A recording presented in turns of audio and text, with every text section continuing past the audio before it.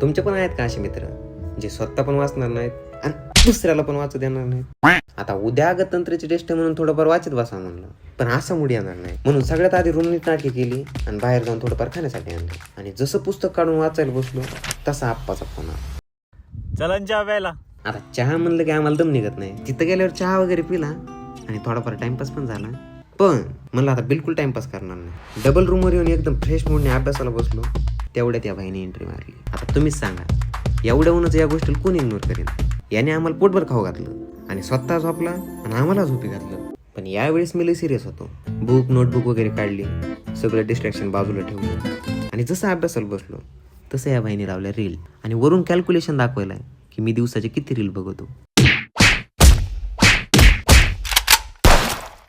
जाऊ दे म्हणलं, जे झालं ते गेलं.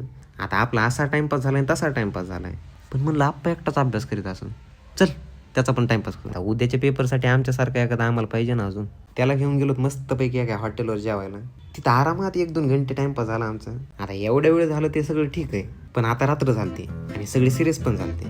म्हणून सगळे अभ्यासाला बसले. पण आम्ही अभ्यासावरून कधी गप्पावर आणि गप्पावरून कधी लुडोवर आलो, आम्हालाच समजलं नाही. आता आमचा काहीच अभ्यास झालेला नव्हता आणि आमच्याकडे शेवटचा एकच पर्याय होता, ऑनलाईन लेक्चर.